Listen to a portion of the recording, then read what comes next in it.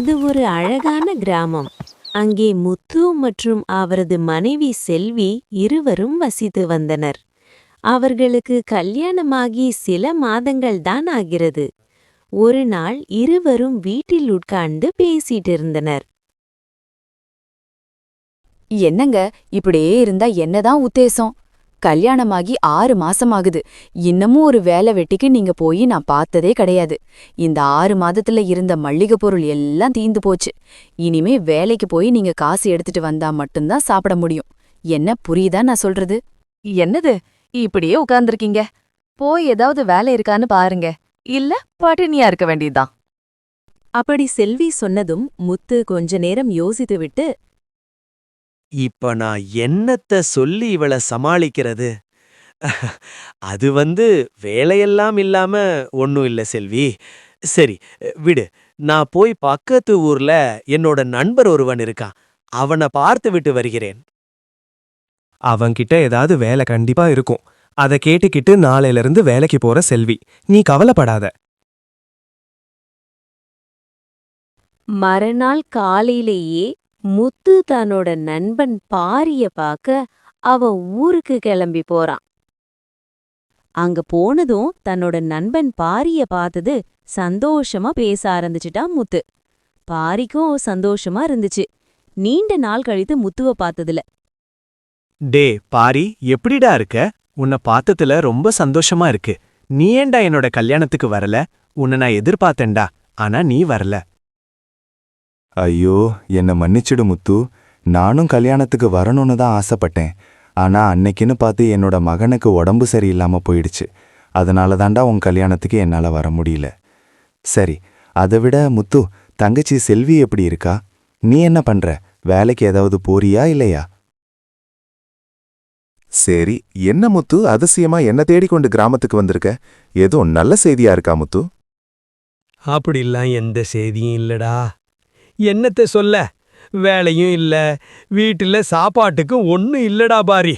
அதான் உன்னை பார்த்து ஏதாவது வேலை இருக்கான்னு கேட்டுக்கிட்டு போகலான்னு வந்தேன்டா. ஏதாவது இருந்தா சொல்லுடா. ஓ, அப்படியா விஷயம்? ஏண்டா நீ இத்தனை நாளா இங்க வரல? சரி விடு. நாளைக்கு பண்ணையார் வீட்ல வயல்ல வேலை இருக்குன்னு வர சொல்லியிருக்கிறாங்க. இன்னொரு ஆளை கூட கூட்டிட்டு வர சொல்லியிருக்கிறாங்க. நீயும் வா.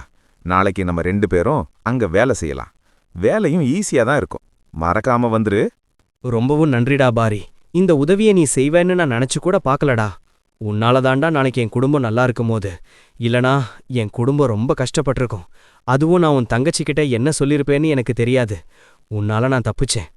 சரி பாரி, நான் காலையில சீக்கிரம் வந்துடுறேன். நீ எனக்காக காத்துக்கிட்டுரு. அப்படியெல்லாம் ஒன்றும் நீ கவலைப்பட வேண்டாம் முத்து. நாளைக்கு இன்னும் இல்ல, இனிமே ஏன் கூட எல்லா வேலைக்கும் நீ வர. என்ன சொல்ற? சரி, நீ போய் தங்கச்சி இப்ப சொல்லிட்டு சீக்கிரம் காலையில வந்துரு. உனக்காக நான் காத்துக்கிட்டு.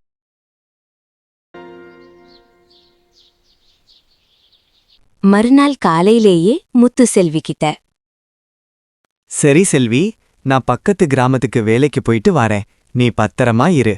நான் வரும்போது மல்லிகை பொருளும் உனக்கு சாப்பாடும் வாங்கிட்டு வரேன். நீ எதுவும் யோசிக்காம இரு, சரியா?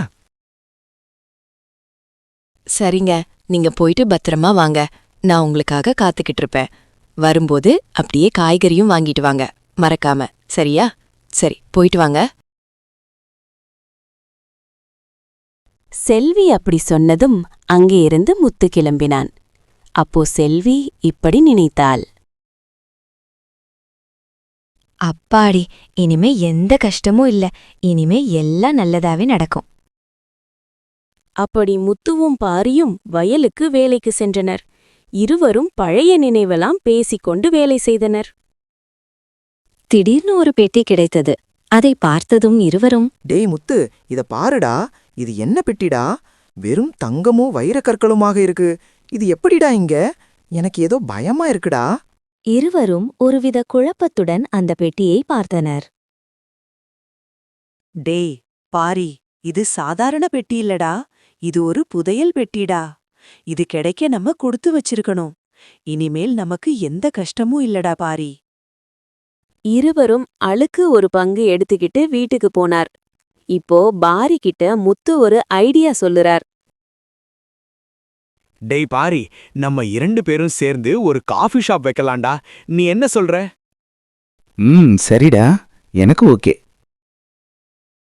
இருவரும் சேர்ந்து ஒரு காஃபி ஷாப் வைத்தனர். அதில் வருமானம் நல்லா கிடைத்தது. அந்த பணத்தை வைத்து இருவரும் ஆளுக்கு ஒரு பெரிய வீடு கட்டினார்கள். கார், பங்களா என இப்போ பாரி குடும்பமும் முத்து குடும்பமும் சந்தோஷமா வாழ ஆரம்பித்தனர்.